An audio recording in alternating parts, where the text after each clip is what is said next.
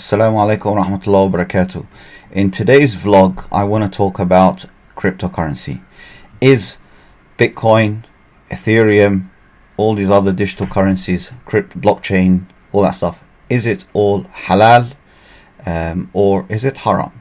Now, I want to cover certain aspects of activities in the crypto space, whether mining is halal or haram, whether speculating, and we can also look into FX trading, spread betting, all that stuff. Okay, now someone that's worked in the financial sector for several years, and also I've started by mining Bitcoin initially in the early days when it first came out. In fact, I was amongst the very first of miners, me and my youngest brother, who actually informed me once the paper was published from the pen name Satoshi Nakamoto, and we got involved. We looked at the source code and we started exploring the concept of mining and that stuff, and we did accumulate quite a bit of Bitcoin, but then we decided to get rid of it because it wasn't very popular. So it was kind of like a bit of an experiment for us. So we did mine that. We mined other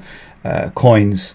In fact, I still own quite a lot of coins, digital currencies, but I haven't speculated or got involved in trading the coins myself. But in this video, we want to know whether it's halal or haram to mine, whether it's halal or haram to trade or use cryptocurrency as a medium of exchange, according to the Quran and according to the sayings and the example of the Prophet Muhammad ﷺ. So before we start talking about this topic, I need to take you to the very basics. Islam is a complete way of life, going back from the beginning of creation. This is like an instruction manual. The Quran and all the other scriptures that were sent from the Creator, Allah, is an instruction manual for us human beings, how to live our life and what is our purpose in life while we're here on planet Earth. What do we need to do? How do we succeed in this life and ultimately have the ultimate success in the hereafter? So this was the way of life that was prescribed to us from the Creator. So anyone that submits to Islam or submits to their will to the will of the Creator, they are called a Muslim. So in that sense, every single prophet that was sent to mankind from the beginning of Adam, Moses, Jesus, Noah, David, Solomon, Isaac, Ismail, everyone, Abraham, they were all Muslims. Okay, so we need to establish this. So now we have to see, what does Allah say about money? What does Allah say about trading? Okay, so we need to look into we need to always go back to the original source. We need to go back to the source, because obviously, very clearly, Allah knows what's best for us human beings. He knows what is right, what is the most successful way to live our life. So we have to go back to that source. So in the Quran, we see the word dinar and dirham. Dinar is the gold coin, which was known as Darius, or I think in Roman times, and unfortunately at that time, before the arrival of Prophet Muhammad ﷺ, there was a practice where they would scrape off that coin. So they'll have a gold coin, and then they would kind of cheat. So they would cheat in the weight. So they will scrape off a little bit of gold and then take it off, and then ultimately they'll create another coin. So it's a way of like robbing from people. So they would take a gold coin, scrape off a bit of gold, and likewise with the silver coin, and then that way they will accumulate some gold dust and then eventually make another coin. So they kind of cheat in that sense. But in once Islam came, it standardized. It said, okay, the weight of the coin has to be a certain weight, the amount of gold in that coin has to be a certain percentage, and likewise in the silver coin. All right. So and also there are verses in the Quran that says, do not cheat in the weight. It's not just talking about the cheat in, like when you're selling rice or something, you kind of like sell it like 1 kilo rice, and actually you're giving them 900 grams or something like that, and you're cheating the weight in that way. So you're selling as if you're selling 1 kilograms of rice, and you're charging the customer for 1 kilo, and you're actually giving them a weight of 900, so you're cheating that way. But it also says that in the Quran because they were cheating in the weight of the coin itself, cheating in the weight of money. So it would rob people or devalue money by scraping off a bit of that coin. So the Quran is very clear. There are commodities that are mentioned also in the hadith of Bilal that talks about different commodities that can be used as a medium of exchange when you're buying and selling, so you're bartering, and this is very clear in that. I don't want to go into too depth in that because otherwise I'll take hours to explain every single commodity and why it's an acceptable medium of exchange and so on. But we'll just base the first thing on the gold and silver. And then many years later, with the creation of paper money, which was introduced by the Muslims again, this was very clear that the paper money was just a receipt. So it's like a receipt for the gold coin. So you have the gold stored somewhere in a vault, and the money is just a receipt. The paper version of money is a receipt for the amount of gold that's in the vault.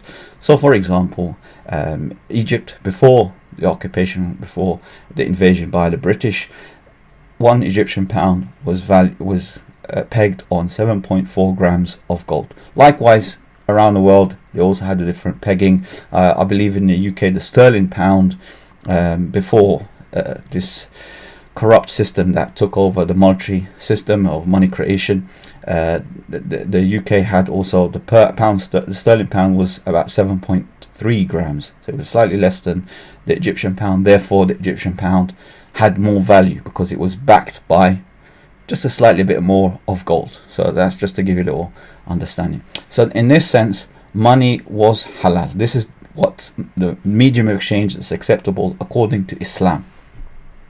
Unfortunately, there was a group of criminals, let's say unethical individuals, that they're now controlling the world. They're the shadow government. Andrew Tate always says the Matrix.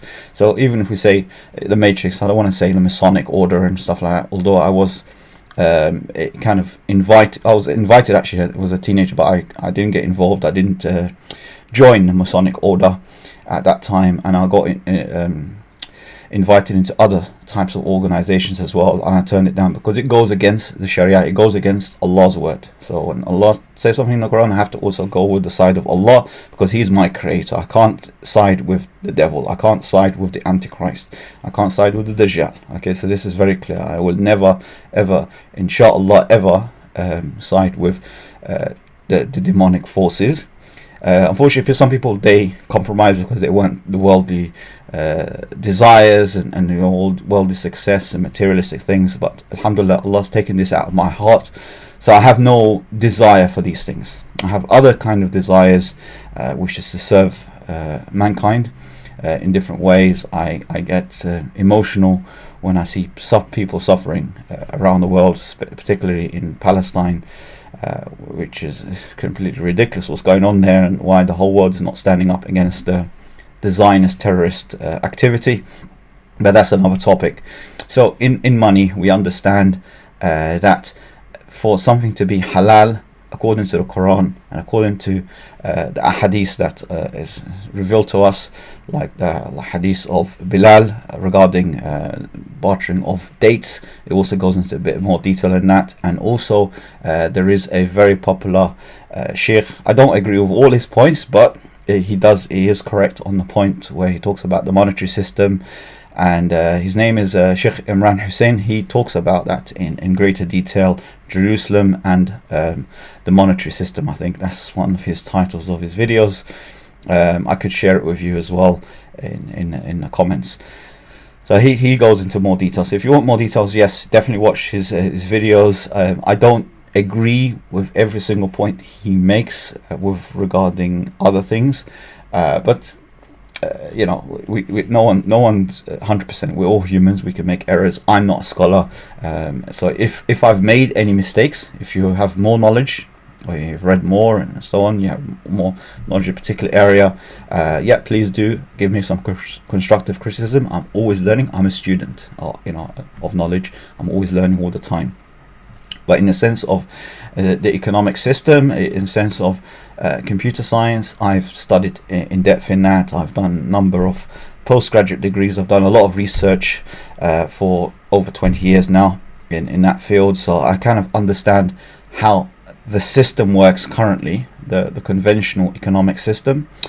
And I've also looked into I've got lots of books on Islamic Sharia and Islamic economics and that kind of stuff, and it's all theoretical, because there is no Islamic system, there is no Khilafah, there is no Islamic economic system that's being implemented currently since 1912. 1912 was the death of the Islamic economic system. Just to be clear on that.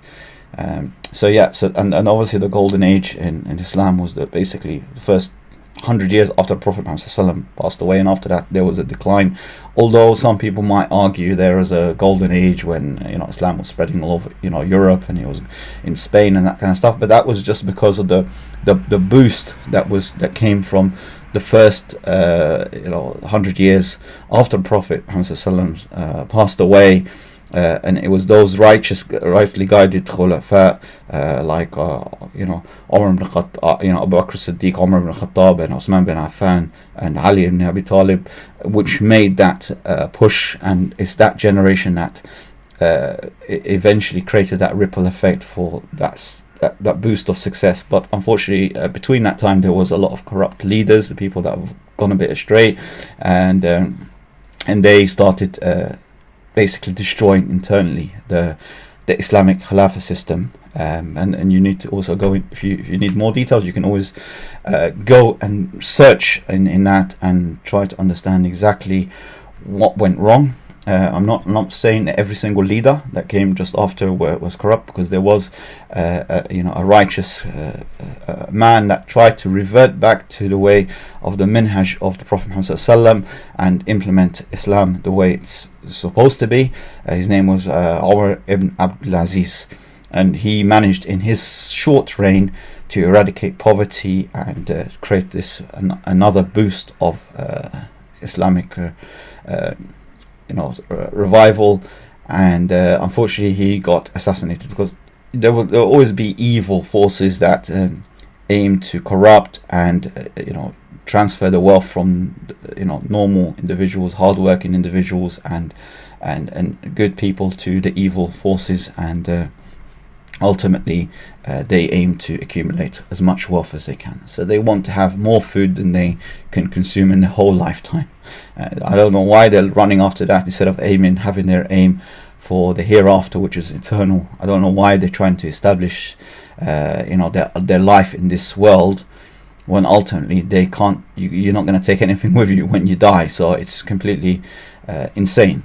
But yeah, we're all human beings. We make errors, and I hope those people repented for their sins, and Allah will judge them at the end of the day. I don't want to mention any name of a leader or corrupt leaders and so on from the past.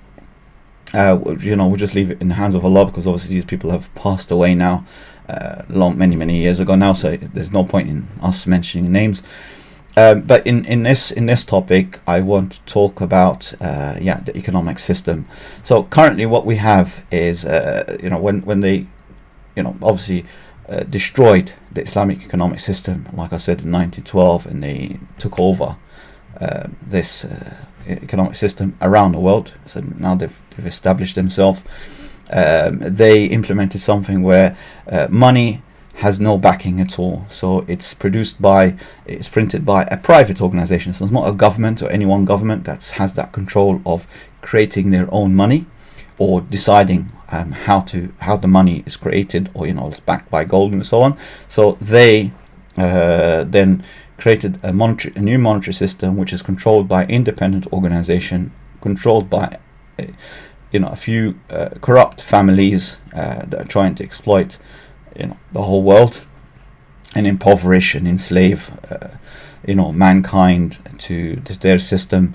And the way they've done it is they created money which has no backing, but the whole concept of riba. So it's based on the interest value. So if you have let's say in the UK they increase interest rate, it makes the UK attractive for savers, so then people will start buying sterlings, saving in UK banks to earn interest, and that's kind of gives it that little boost of value, because people now are buying from the exchanging a currency which offers less interest for savers to a currency that offers greater interest. So you will take, if you own dollars, for example, as an example, and in the US they're offering, like, say 1% interest, and the UK says, okay, we'll give you 10% interest in our banks.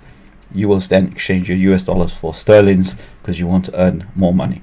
And there's more to it than that. There's obviously speculation. There's other things, like maybe you have a currency, we're going through war or something, and then you have a currency which is more of a safe haven, so people will accept less interest, riba, than higher interest because they believe in that particular economy will thrive and it's much safer. Their money is safe in that bank, so they will also. So that also plays into the argument. So there is a multifaceted system at play. However, you have other side effects such as inflation, all these issues that exist today, from poverty and corruption and inflation, all these things, and the taxation system is all bred from that system. In the past, there weren't all these taxations that exist today, but they had to do that to rob people in a backhanded way, where they will tax you. They will say, okay, we need to tax you for your income, so you work, you maybe pay 40-50% tax, and then the other 50% that you get to keep, they will take it from you in a backhanded way, in a stealth way, through other kind of expenses, and also they will devalue the money. So the way they create this inflation is they print more money. So they have something called the quantitative easing or monetary fractional reserve requirements, which I can go into more detail in another video because I'm taking a bit long. Where now they start printing more money. So if you have a 1,000 shares in a company, and then suddenly you say, let's say you buy 100 shares, and now you own 10% of the company, and then that company then increases the value, increases the number of shares to 2,000, so automatically your percentage holding in that company is reduced by half, because now suddenly there's 2,000 shares for the company. So automatically it does that, and they do that every single year or even less.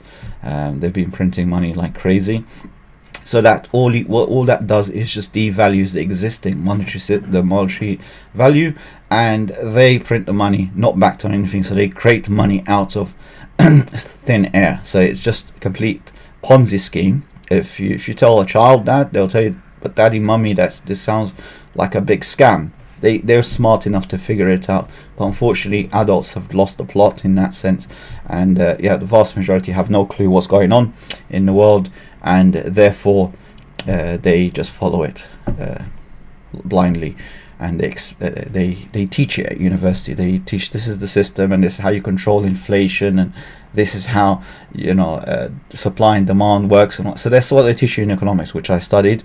But in fact, the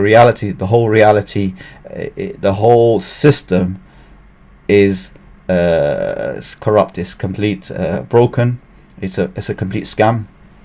And of course, the people, what they call the cypherpunks, they started the movement back in the 80s and 90s, in fact, where they were looking at ways to create cryptographic ways to send messages, and from that same group they came, I'm not going to mention the name, but let's just say pen name Satoshi Nakamoto, and he was obviously scared for his life, because that's why he came up with a pen name.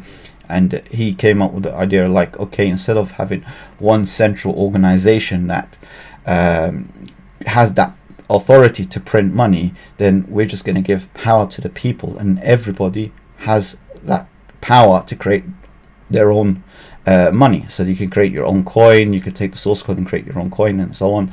And so he had a good noble cause. I'm telling you that, but at the same time, obviously he wasn't a Muslim. He didn't understand that the divine rule is to have a backing behind the currency.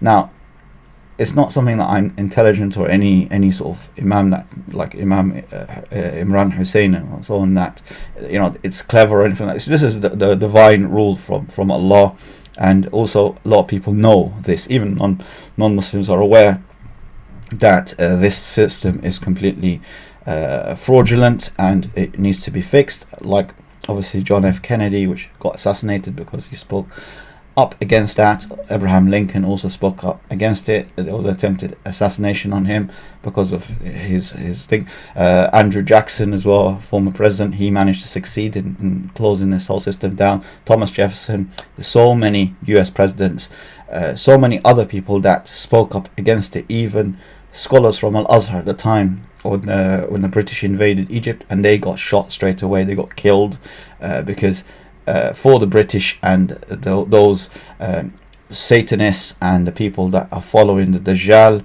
and the Masonic Order, the Illuminatis and so on, this is the worst kind of threat to them, is that anyone takes that economic control out of their hands, because they want to subjugate everyone into slavery. When you have people that are completely impoverished, they are prepared to do absolutely anything to eat and survive. And they're living in that rat race, and they want to subjugate everyone into slavery, modern slavery. You have the traditional slavery, so there are people that are being kidnapped and trafficked around the world for sexual exploitation and obviously for money. And you know what the US was doing, the British was doing, and in the colonial times, were taking black people from Africa and enslaving them to work in fields, and obviously for sexual exploitation and monetary gain. And they were doing all the horrible things around the world, robbing India. I mean, they completely did the worst of the worst things, worst of the worst crimes to the Indians.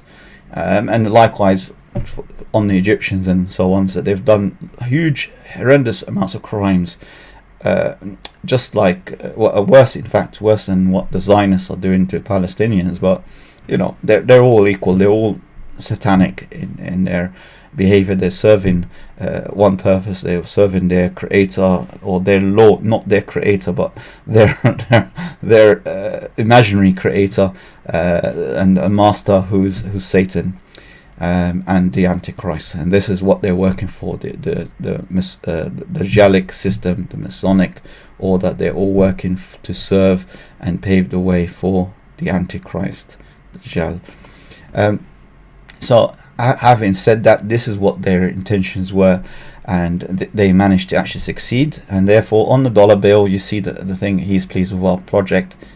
What project is they've managed to enslave the whole mankind into their fraudulent system, which is weaker than a spider's web, and they're always scared and have that fear that the revival of Islam will come at some point, and that's what they're afraid of, the free thinking mind. Individuals who stand up against tyranny, who will point out when something is corrupt. They stand up against corruption and robbing people. They're not robbing the rich, but they're robbing the poor. So they're always transferring wealth from the poor to the rich every cycle, which is 11 years. And therefore, if you look at this, in 2008 there was this big real estate collapse. This is all created again, and it's all planned many years yet before. And then you have another cycle in if you add another 11 years, and they go to 2019. Now, I was told about the whole concept of 11, where you have 9/11 and 11 years for economic cycle from a very high rank Mason at the top of the rank, where basically they have this concept where 9 is below God and God is 10. So you're 10 out of 10, so this is God, and they're saying that they are now 1 above God. So they say they're above the law of the creator, so they make it 11. So this 11 signifies it's a numbers system, where 11 is basically 1 above God. So you have 10, which is God, and 11 is above God. This is their understanding. And when I was introduced into Freemasonry, which I refused completely, one of the very high rank, I'm not allowed to actually mention his name, but he explained to me that you can pray anywhere in direction. It doesn't matter what you worship your creator. They have Muslims, they have Christians, they have Jews, they have all any religion. They have everyone, even atheists and Satanists, in that order. And they explained to me that so the worship, the relationship between you and the creator, you do that, but at the same time our laws, our way of life, is above the Quran. And he explained to me when he got the Mackie Encyclopedia of Freemasonry, if you understand that, and he basically just put it on top of the Quran, and he said to me that's above the Quran in implementation of like the economic system, social system, and legal system. And I said to him, no, Allah's word is above everything. So if you don't agree with Allah's system, then this is completely out of order. And I completely, at that point it became clear to me. And when I read the verse in Surah Al-Baqarah, which is the second chapter in the Quran, in verse 100, where it talks about they know the truth and they threw the book behind their back, following what the devils did, and it was protect. And then verse 101, and I don't remember exactly, but it talks about that Solomon did not disbelieve, and it was the shayateen, the devils, the jinns, who taught mankind magic. Okay, so this is the whole concept, and the whole Masonic order is built, the vast majority is built on something called the Kabbalah, which is magic. And they learned that, according to them, when the Crusaders entered Jerusalem, they were looking for the treasures of Solomon, because King Solomon was a very rich, one of the richest men in the world at the time in history, and they were looking for his treasure because obviously Europe was in the Dark Ages, and all the kings wanted was wealth and so on. So they promised their peasants and the poor people, you go to Palestine, go to Jerusalem, kill, rape, do whatever, and all your sins are forgiven. In fact, you will go to heaven for killing Muslims and Jews. So this was the thing, and they went there, and they can do whatever, they can steal, they do absolutely any hideous crimes, and they will be forgiven. In fact, they will get reward for their evil activities. And they made rivers of blood flow in Jerusalem, and they were digging under the temple of Solomon, which is Masjid al-Aqsa.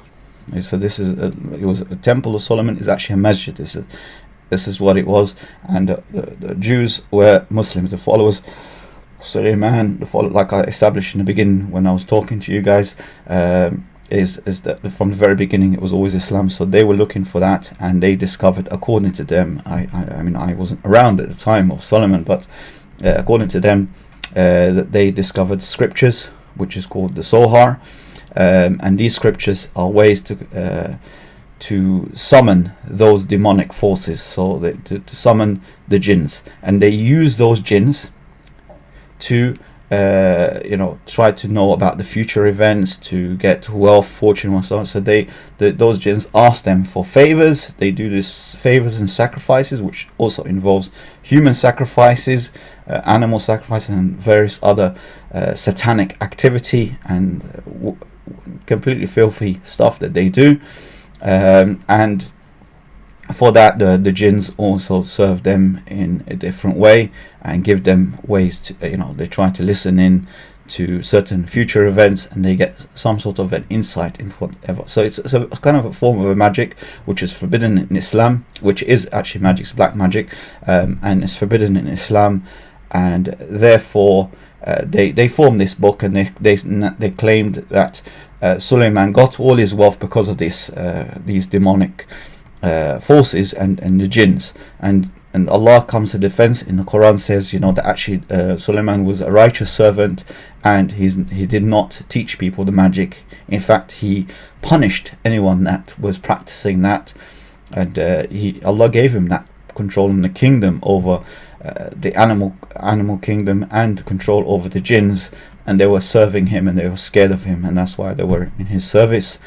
And they have no knowledge, and therefore they couldn't even tell when Suleiman actually passed away. They couldn't tell if he was dead or alive, and they continued in their labor and working for him until he obviously, his stick was completely eroded and he fell to the ground. And then they realized that he passed away, and then they fled from his throne, or his area away.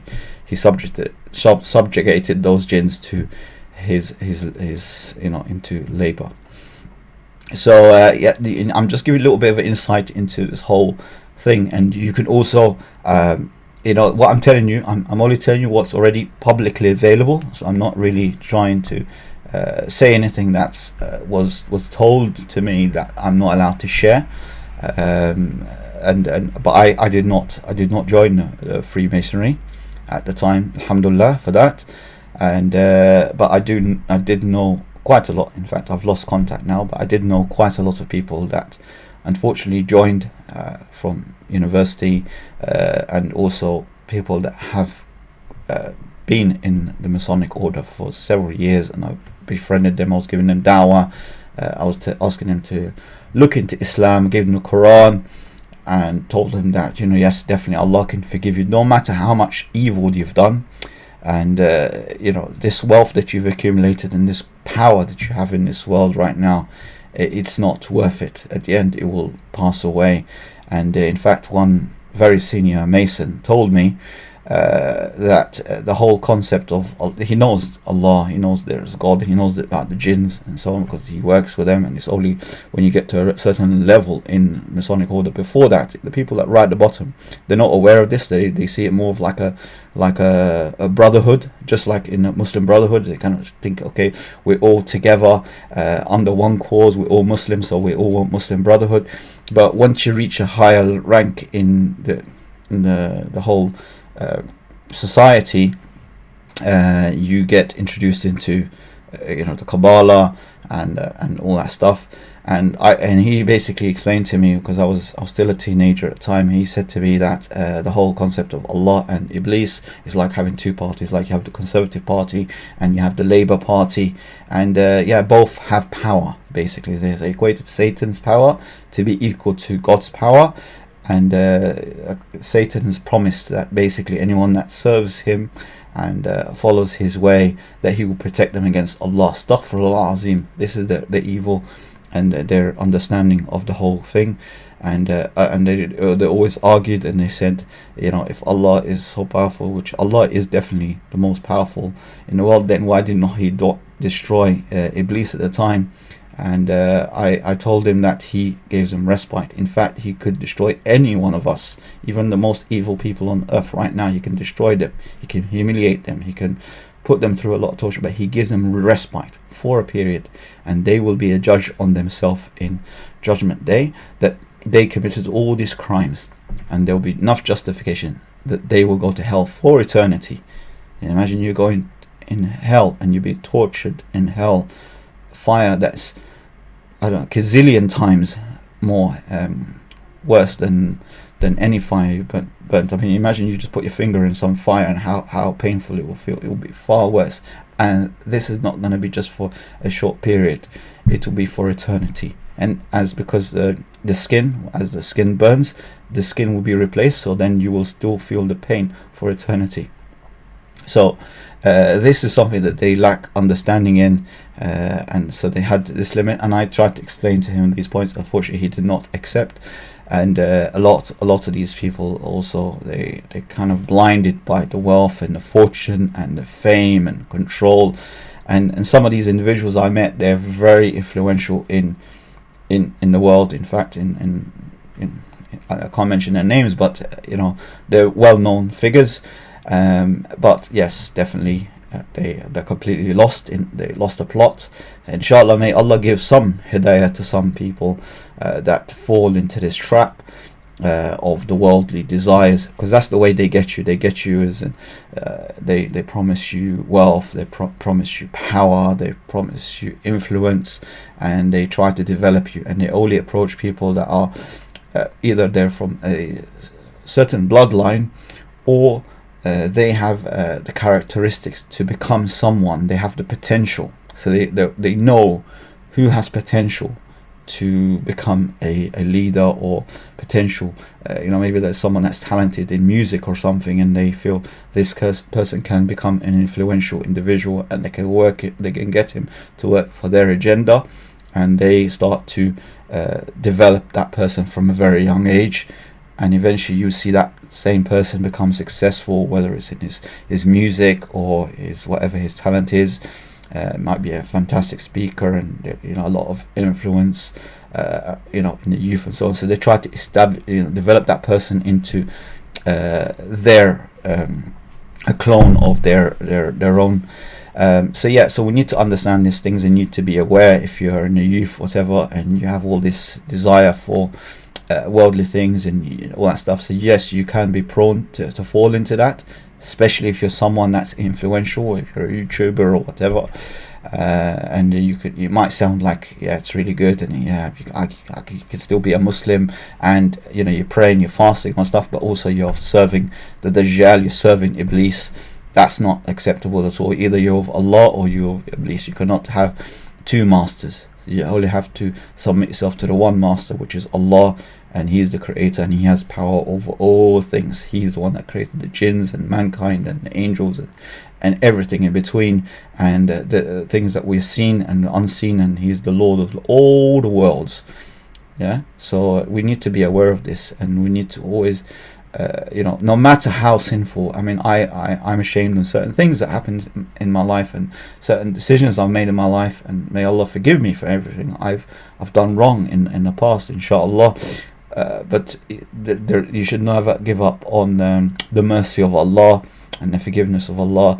So I advise you, no matter what you've done in your life, whatever harm you've done to others, whatever, I advise you to return back to the Quran, return back to Allah, and live your life as close as possible. No one's perfect, but as close as possible to what Allah has prescribed to us in the Quran and the example of the Prophet Muhammad ﷺ, to the best. I mean, I'm not perfect. I'm always trying to improve myself. Inshallah, may Allah give me more guidance and more strength to be a better servant to Him, and to become a better Muslim, and to be a service to the whole mankind.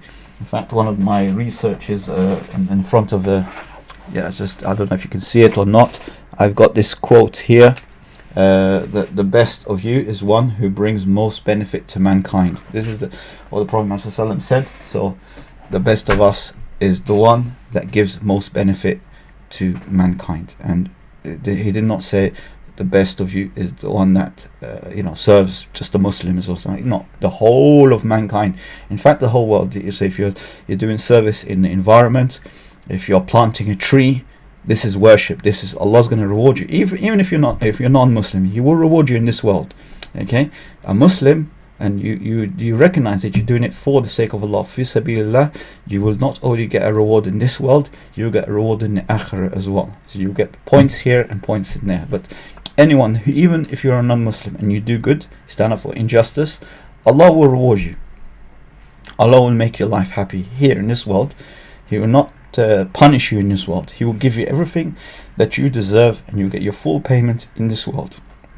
But if you want the eternal success, the real success, then you must turn to Allah. You must serve Allah. Okay, not just stand up and be a good person, good human being, but you also need to be a good servant to the Creator, and that starts with you picking up a Quran for free. If you haven't read the Quran, you don't have a copy of the Quran, you go to any single mosque. If you're in the UK, you can go any single mosque. Even if you're Isle of Man, you can always find the Muslims there, and you can contact me as well, inshallah. And you get a free Quran.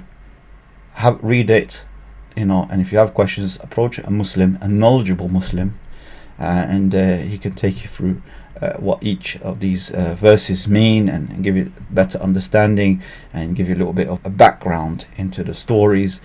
And I can guarantee you 110%, a million percent, that you will love it. You will recognize straight away that these words cannot be words of a human being. It's supernatural. And I've done this experiment with so many people. In fact, people that are holding high positions in churches, and they've read this, and they said, well, we some of them, one person actually became Muslim, but some of them, they would recognize, they say, this is divine, this is definitely divine, this is definitely not a human. So they've changed their views about Islam, and they recognize that this is definitely from supernatural. But they've decided not to become Muslims because of their position, their job, their income, and their family, and that kind of stuff. So they always have these arguments, but they recognize that this is from Allah. they recognize that the Prophet, Muhammad sallallahu is the Prophet of Allah. It's like all the prophecies in the Quran, all the prophecies in the Torah fits Prophet Muhammad sallallahu like a glove. It's just, it's very difficult to deny. It's very difficult. If you read the Torah, if you read the Gospel, if you really observe the behaviors of Jesus, peace and blessings be upon him, you really observe what Moses said to his people and the Torah and stuff, you cannot but become a Muslim. It is just completely difficult to deny the truth, because Allah has given us this inner inner compass that guides us to the truth. So you have to seek truth to be guided, and it's got that verse in the Quran that you cannot guide who you love, but Allah guides those who seek guidance. So the first condition is you have to seek. Same thing, if you want to be rich, you want to make £1 million, you first have to seek. You have to seek the knowledge to become rich, to make millions. You need to seek it first. If you want to get a PhD, you want to study, you have to go and study. You have to do something. You have to seek knowledge. Yeah, you cannot just sleep and eat and maybe just work. And all of us, we've gone through trials. I was extremely poor at one point in my life, so it's just normal to go and do whatever you have to do to make money. I used to do door-to-door selling at times. I've worked all sorts of jobs, unskilled jobs, and then I developed myself, alhamdulillah, into a software engineer. And then I obviously had a passion for the financial markets. I gained knowledge in that, and gained qualifications and so on. Did financial analyst course. I did lots of different modules and courses, and I'm constantly learning, because this is the obligation on every single Muslim to always learn. And the first word that came to Prophet ﷺ was read, recite, proclaim, teach, share knowledge. And it's an obligation on every single Muslim to do da'wah, to invite other people to the truth. And therefore I'm trying, at least to my best of ability, to start again, give da'wah, because I was active in da'wah when I was much younger, and I want to now, inshallah, start again giving da'wah. And also I want to not just give the da'wah and just Islam, but I want to also share some of my mistakes, my failures in life, things I've done wrong in my life. Not sins, I mean, Allah forgives me for any sin I've done, but I'm talking about like in business investments, when I invested hundreds of thousands in companies, and I've lost a lot of money, and how I've invested a small amount of money, and I've turned that into from 1,000 to hundreds and thousands and so on. So how I managed to do that, and where I went wrong, what lessons did I learn from the mistakes I've done, and investing in wrong companies and so on. So I will start sharing these things as well. And it was some people that I know, they've lost maybe a couple of £1,000 and they became suicidal, and I've lost maybe 1,000 times more than them, and it didn't affect me at all. I said, alhamdulillah, Allah gives wealth and He takes it away. Allah, this whole life is a test. So Allah gives and takes.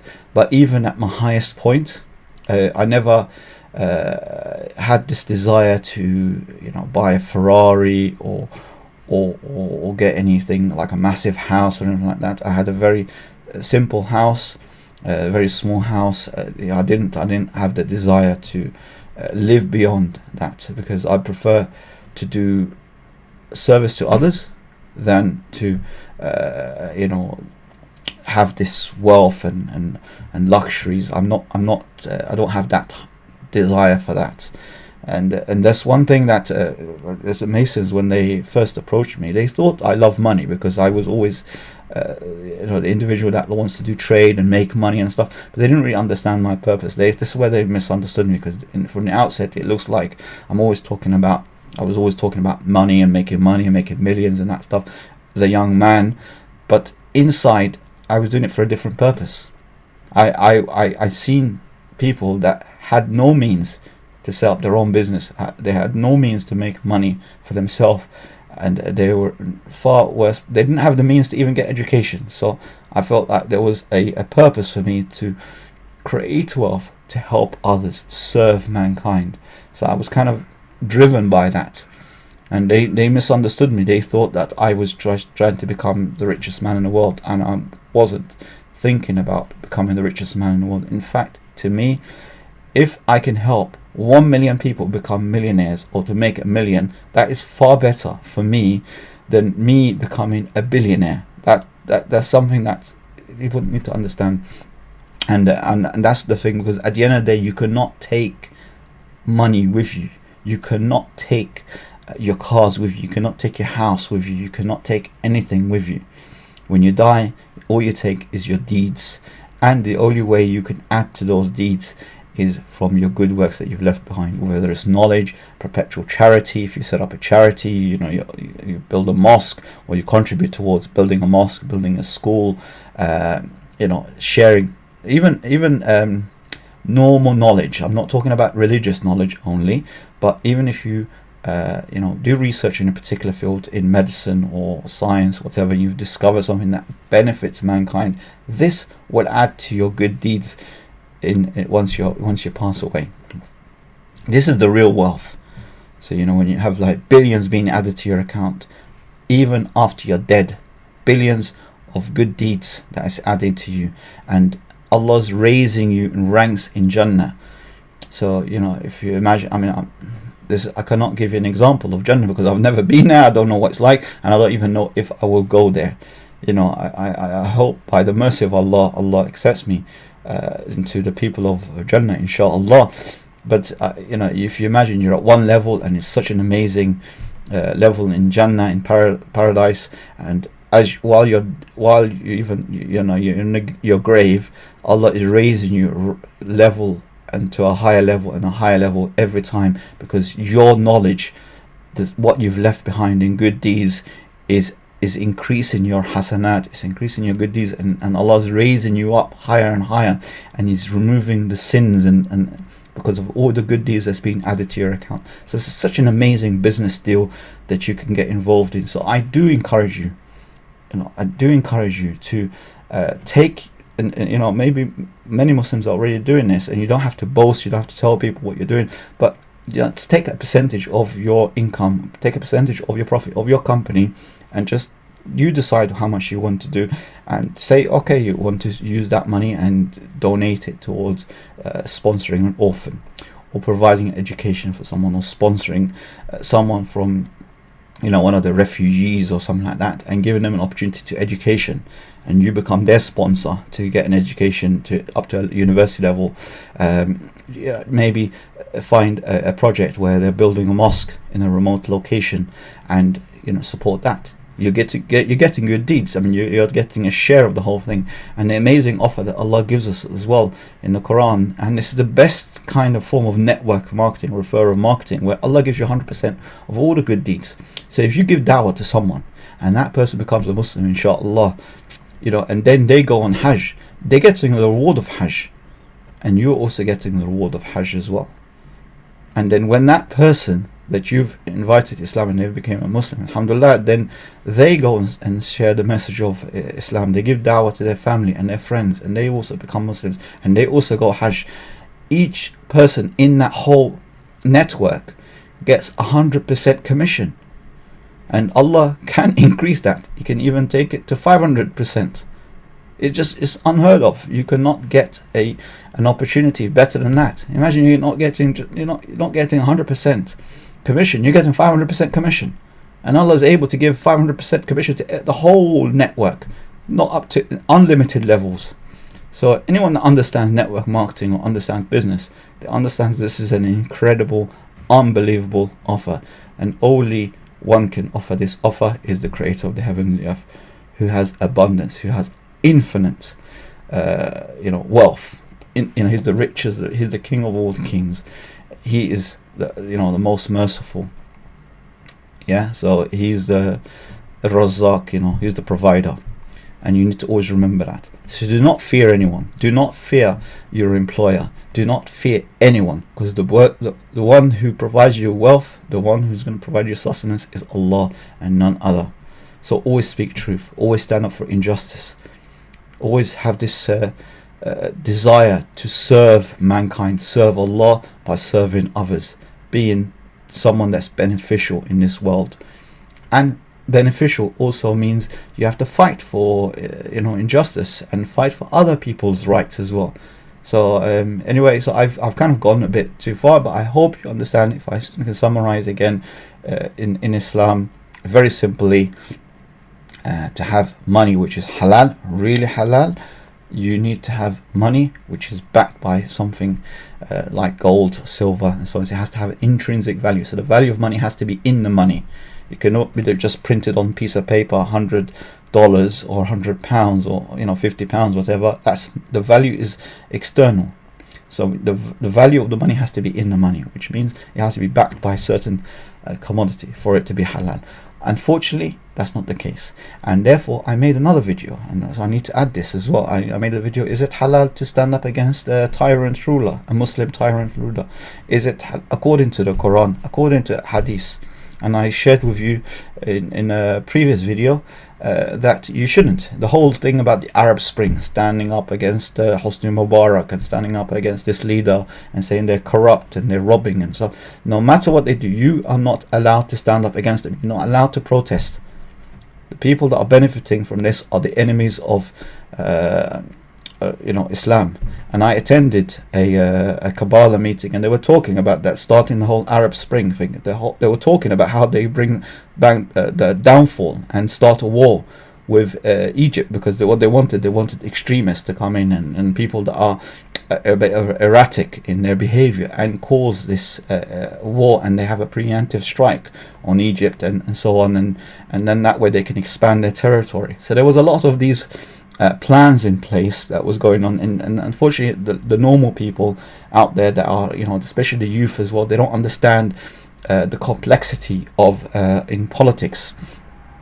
So we shouldn't judge those leaders. Yes, they are doing bad things and evil things, but according to the Prophet ﷺ, even if you have a tyrant ruler who breaks your back and does all these things to you, as long as they don't prevent you from praying and fulfilling your religious obligations. So if you're in that era where you have all these corrupt leaders and they're ruling over us and they're doing all these evil things and whatever, but as long as they don't prevent you from fasting, praying, giving zakat, going on Hajj, then you cannot create an uprising against them. So do not get involved in these secular movements and secular parties and all these people that are working to bring down governments, even if the government again is corrupt. And of course, for the non-Muslims, it's a different scenario. But I'm talking to you, the leader is a Muslim. He prays, he fasts Ramadan. From what you can see, you cannot go into people's hearts and say this person's this leader or this president is a non-Muslim. You cannot say that. You cannot give takfir on anyone. So as long as he's praying and he's fasting and he's allowing people to practice their faith peacefully, then you cannot stand up against them. You just have to pray for them that Allah gives them hidayah.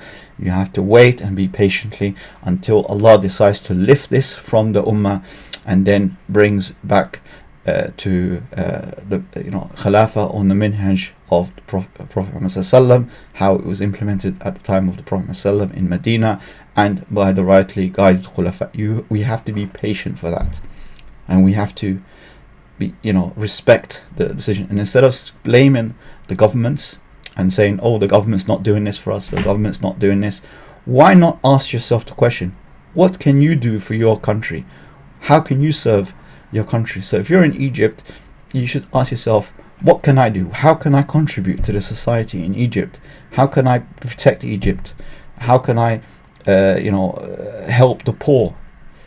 Don't wait for the government to do it, because the government's not going to do anything. The government is not going to serve the people. If you've established that there's a tyrant leader that's ruling the country and he's corrupt and all that stuff, he's a Muslim, so you cannot stand up against him. But in the second thing, what you can do is you can then say, okay, how can I serve my small community? What can I do? If I can work, if I can teach if you're a software engineer, you teach others how to do programming, then they might have a bright future ahead of them, and they can then get a job, inshallah, and get married, and and serve their community as well. And they also pay it forward, so they start teaching other people, and you have this expansion of good deeds. So you're now you're accumulating your hasanat for the akhirah, and at the same time, inshallah, maybe Allah would lift this from us. Allah would then lift it and return us back to the minhaj of the Prophet Muhammad, because at the end of the day, the leaders of every country, they come from the people. So if we fix the people, and the people are now on a straight path, and their focus is to serve Allah and serve others, then maybe one day we might have a righteous leader who's concerned, just like Umar ibn Abdul Aziz. Yeah, he was from a noble family, a corrupt family that were ruling the Khalifa. They were Khalifa, and they were ruling whatever, but they were corrupt. They were stealing from the people. They had the Bayt al-Mal, and they were enriching themselves with the wealth. They were living in palaces and luxuries. But when he became in power, Umar ibn Aziz, he returned back, and then he sold all the assets and donated it all to the poor. And then he started establishing Islam, which is fair. Like, for example, we have the concept that all natural resources, anything that's natural resources, like, for example, oil or gold or silver, anything that comes from the ground has to be for the people. Yeah, so it's not for privatization. It has to be nationalized. It has to be given to the people. So what he did, he gave land to the poor people. Anyone that cultivates that piece of land, that land is yours. You cultivate it, you grow crops, you do whatever on it. No tax, nothing. Just grow. And he created a big revival of the Islamic economic system by doing that, and therefore he eradicated poverty, I believe, in just 2 years. And it came to the point where Muslims were donating money to non-Muslim countries. So they were donating money to the poor in France. And that, obviously, you might think this is, will make the leaders of the French and the kings and all that stuff, they will be happy that this is happening. No, it did the opposite effect, because it made them greedy. It made them feel that the subjects or the citizens of their country, the French people, the non-Muslims in their country, will then revert to Islam, and then they will there'll be an uprising, and so they had this fear that people would turn against them and say, well, Islam is much a better system, because everything, all the success and all the happiness was in the Islamic world, and they wanted to break this, and therefore they had this crusade thing, because they wanted it's like, you see, someone's like a criminal, and they see you with like an expensive watch, an expensive car, they will target you. They will target your house. If you got your windows open, you're in a poor neighborhood, and you've got this massive TV, and you've got gold bars, and you've got all this wealth in front of them, they will be like tempted to break in and rob you. So this is what exactly happens. So those leaders, not the people, the leaders of these countries, the kings and the rulers in the European countries and the non-Muslims, they were the criminals, not the individuals, not the poor people. The poor people were just, they were here and obey. They're just obeying their leaders. So they had to control the populace to invade the Muslim world, to get them to die for the cause, while they're sitting in the back enjoying the luxuries and counting the money. This is what the whole expansion and the colonization was all about. It was about invading countries and raping them and robbing them from wealth. And this is exactly what happened when the British Empire were expanding. The Romans as well did it. Every single country did it. But this is not the way of Islam. This is not the way Islam should be spread. And when Islam was implemented correctly, it was spreading around the world without any military invasions. It was, it went to Indonesia, for example, just through trade. It wasn't through military invasion. And Indonesia and this Indian subcontinent has more Muslims than even the Arab countries, the Gulf countries. So they have a bigger percentage of Muslims. Why? Because it was spread the correct way. There was the correct methodology. You have to show people the beauty of Islam. Yeah, so this is what we need to do. We need to be a better example, and I'm speaking to myself. I need to be a better example for the non-Muslims. I need to show them that I'm a Muslim, and this is how Muslims behave. This is how Muslims do business, and so I need to improve myself as well. So I'm not just saying, I'm not pointing the finger at anyone. I'm pointing the finger at myself as well. I need to be a better example for the non-Muslims as well, and inshallah, may Allah help me become a beneficial individual for society and the community. And I hope those who get to know me, inshallah, from now, they will remember me when I leave this world, and they would also pray for me, inshallah, and if they benefit, alhamdulillah. And I don't, just to give you a little, I'm gonna, because the video has gone a bit too long, I also plan, inshallah, to make videos on programming. So I want to also teach other aspects, so technical knowledge and that kind of stuff. I am working on a PhD proposal as well, so I'm kind of working on that, and my findings also, I want to share that, and the whole project that I'm working on, I want it to benefit society and make a contribution once I finish in that field as well. And just to give you a little insight, I can't give too much detail. It is about cryptocurrency. It is about blockchain. It is about Web3. It's all about that. It doesn't have a bit of in also cybersecurity and also other vulnerabilities I want to tackle as well. So there is kind of like a very big project, and it's going to take me several years. It's going to be one of the longest research I'm working on. Anyone's ever worked on as well. It's going to take several years, and in fact my supervisors have all said that we need to maybe break this up, because this is a huge project, and it might require several PhDs, not just one, and it's a big research. So yeah, inshallah I will work on that, and I want to share that as well if I'm successful. And just a quick reminder about success and failure. It's not in our hands. It's not in our success and failure. It's not in the hands of us. It's all in the hand of Allah. All we can do is we can study and then go into the exam. Whether we pass or fail, it's in the hand of Allah. We might get the questions that we've revised on as a student, and then I've just read up on this topic yesterday, and you can just pass the exam with flying colors. Or you might go into the exam and you get surprised, suddenly they're asking you questions, or you get mind fogged, or whatever happens, and for some reason you don't answer the questions correctly, or you're not able, you maybe haven't revised these particular chapters, and you fail. So you should never you should accept, you should have contentment. You should accept the outcome, and always understand that whatever happened, even if it looks like you failed or if you lost, it might be that Allah's preparing you for a bigger success in the future, and you should accept that and say alhamdulillah, and just let it go. And that's what I did. I lost. I've made lots of money at some point, and then I lost more than 99% of my capital in just weeks. In fact, it was about 2 weeks I lost most of it, and the effect of the losses just kept on going, and I ended up getting wiped out very quickly. And it took me several years, maybe about 5-6 years maybe, to build up the capital, and I lost it in weeks. So you can get comparison for silly mistakes, and very expensive lessons, but it does happen. Just let it go, allow it to go past, and see where you went wrong. And inshallah, in a future video I will talk about investing in the stock market and what to avoid and so on.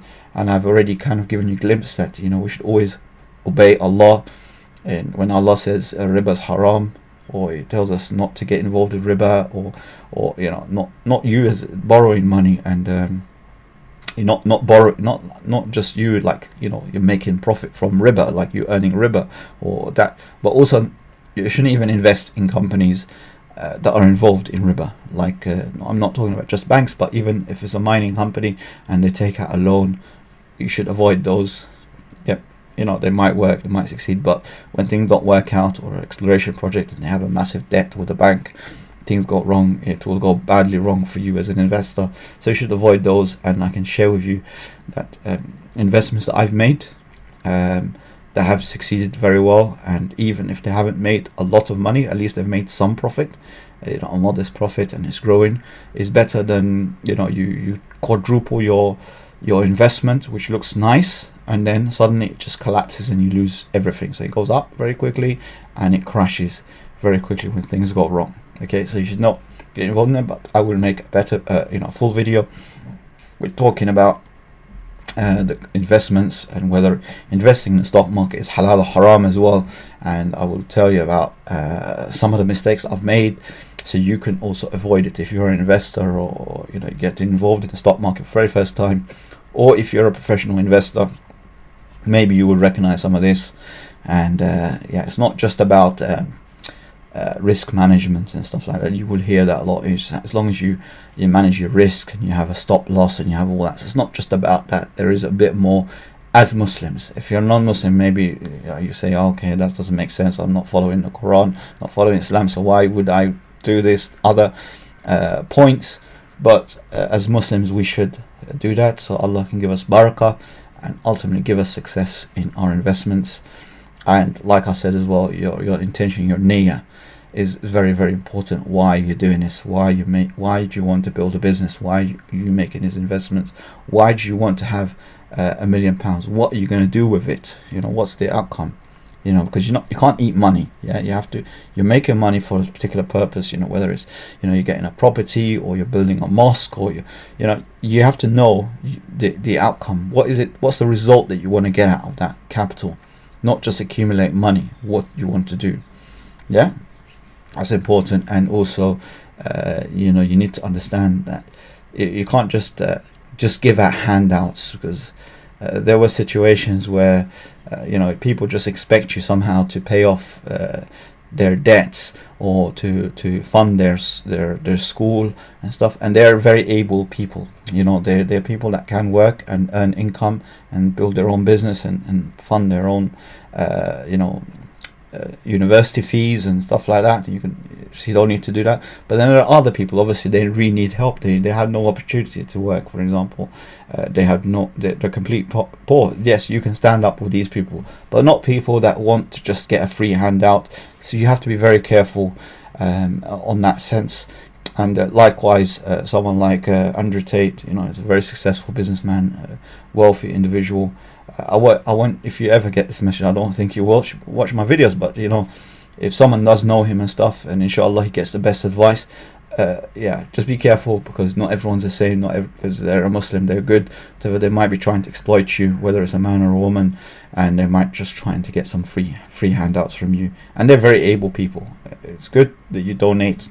The disabled people, or people that have they're vulnerable, and you're trying to support certain causes, is good. It's important to do that, but be very careful from the average Muslim, young, and they have the opportunity to also work, and they have the opportunity to this, but they prefer to beg. And always know that the upper hand is better than the lower hand.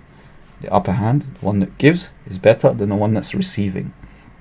So you have a great reward in that, but be careful of scammers and con artists that come up with even a business idea and say, okay, I've got a business idea, I want to open a restaurant, whatever, and all that stuff. Avoid these people, just avoid them if they're someone that's able and stuff. And I can tell you right now from experience that the really poor people, the people that are really in need, they will never ever ever for help. You have to seek them out. You have to search when you go to third world countries, because I've traveled in several countries, especially in North Africa and in the Middle East and in East Europe and so on. You have to seek the people that really are sincere and really poor. They're not going to come to you and tell you I'm in need of help. You have to hunt them down and help them without them even knowing, you help someone anonymously, but that that person, through maybe from other people, whatever, that this particular family, or this there's this need, whatever, in this community, Yeah, you can help them. Yeah, you help them without even, celebrating it or boasting it or publicizing it. So in secret, and that's the best anyone can do in the form of charity. And like I said to you as well, for general advice, establish your own sadaqah jariyah, whether it's a YouTube channel, or anything else that you might do, in life, whether it's sharing knowledge, writing a book, whatever. Establish your own sadaqah jariyah. I can't tell you my own purpose in life, or what I'm trying to establish as my own sadaqah jariyah, perpetual charity, but because you have to find what you're passionate about, and the cause that you're passionate about, and work on those causes for yourself. So some people might have a cause like human rights. Some might have animal rights, and they want to work on that particular cause. Some might have a cause for the environment. Some might have a religious cause. So you need to identify what causes resonate with you and work on that, inshallah. And anyway, so I've kind of spoke for about an hour and 10 minutes now. I've kind of taken long and I've gone off topic. But like in every single video that I make, I always try to give a little bit insight here and there about certain things that happen in my life, and a little bit of my recommendation. And once again, if I've said anything wrong, or if there is an Islamic scholar that watches this and they identified I've made any errors in my understanding, please do correct me, because there's no shame in constructive criticism.